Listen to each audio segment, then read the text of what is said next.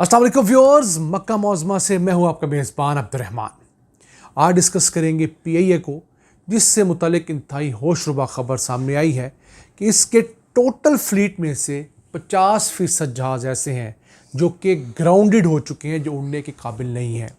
जी हाँ, पीआईए के पास कुल जहाज़ जो हैं वो 34 हैं।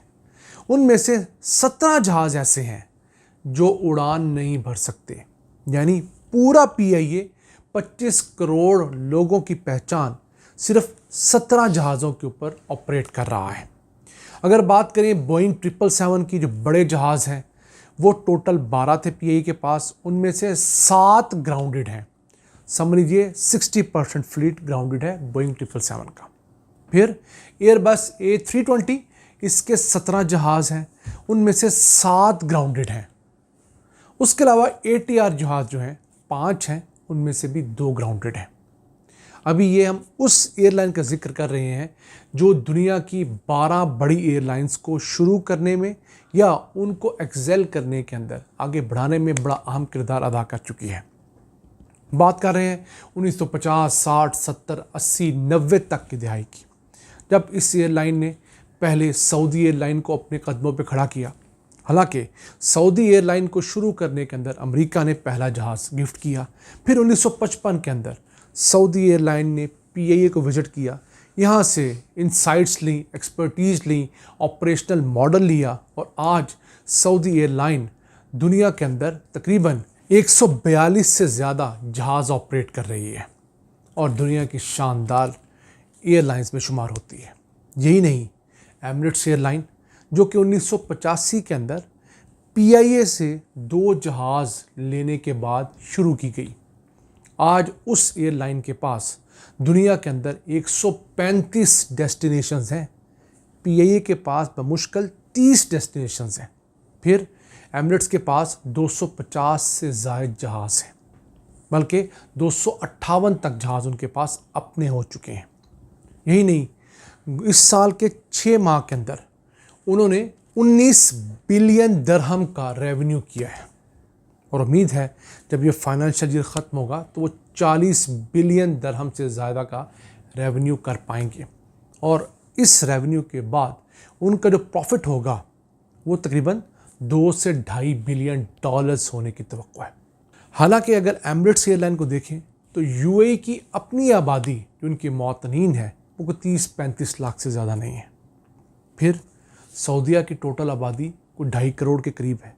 हम पाकिस्तानियों की 25 करोड़ आबादी है, उनमें से तकरीबन 1.5 करोड़ पाकिस्तानी ओवरसीज़ बसता है।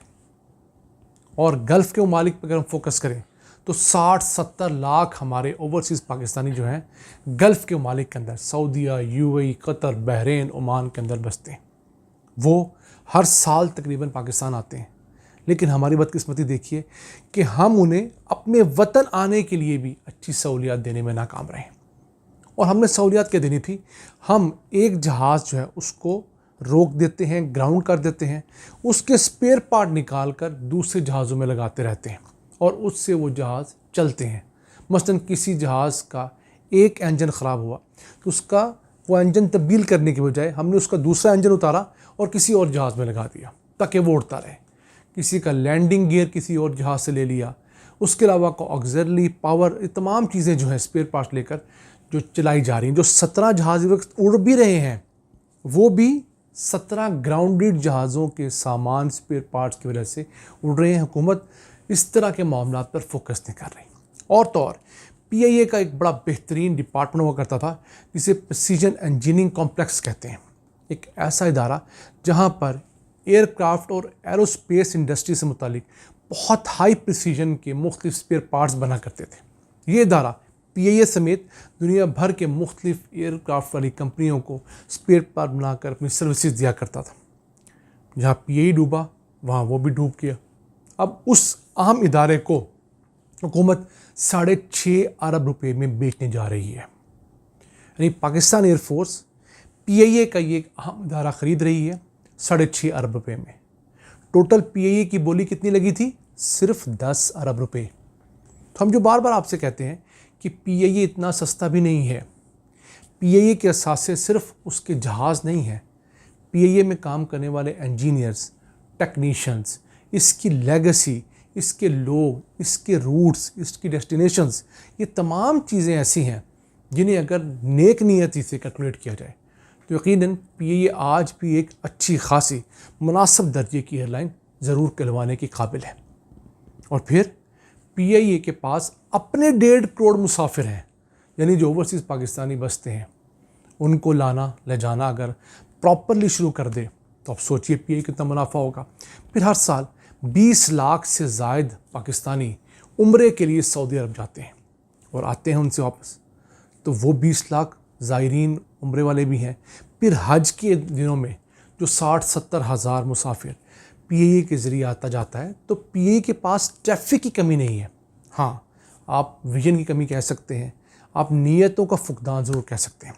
मैंने ख़ुद सऊदी आने के लिए पीआईए के ज़रिए ट्रैवल किया और मुझे ये चीज़ जानकर देखकर दुख हुआ और पता ये लगा कि पीआईए 2-2 जो जहाज़ हैं उनके मुसाफिरों को क्लब करके एक के अंदर भेज रही है। मसलन हमारी जो फ़्लाइट थी सुबह 8 बजे की, उसे डिले करार दिया गया। जब हम ताख़ीर से दोबारा एयरपोर्ट पहुँचे तो पता लगा कि एक जो फ़्लाइट 11:30 बजे जानी थी उसे और 8 बजे वाली फ़्लाइट के मुसाफिरों को क्लब किया गया और एक जहाज़ के अंदर बोइंग 777 में हमें भर कर सऊदीया पहुँचाया गया। हालांकि अमला जितना सीनियर है, यानी इनके पास पायलट से लेकर एयर होस्टेस तक कोई भी मुझे यंगस्टर नहीं मिला। एक्सपर्ट लोग हैं, यकीनन तमाम चीज़ें समझते हैं। मैं समझने से कासिर हूँ कि असल हमाकतें कहाँ सरजद हो रही हैं जिनकी वजह से इतना बड़ा टाइटैनिक, इतना बड़ा शिप जिसकी पूरी दुनिया के अंदर एक पहचान है, लोग नाम से जानते हैं, चलें अब बुरे नाम से ही सही, पहचानते तो हैं, आपकी पहचान तो होनी चाहिए। अब मैं यहाँ पर उतरा सऊदीया के अंदर, तो जद्दा एयरपोर्ट पर मुझे ऐसी एयरलाइंस मिली जो मैंने अपनी ज़िंदगी में फ़र्स्ट टाइम सुनी थी या देखी थी। छोटे छोटे मुल्क हैं अफ्रीका के, उनके शायद 5-5, 4-4 जहाज़ होंगे, उन्होंने अपनी प्लेसमेंट बनाई हुई है। हमारे पास बड़े अच्छे स्पॉट्स हैं, सब कुछ है, शायद नीयत की कमी है, उस विल की कमी है।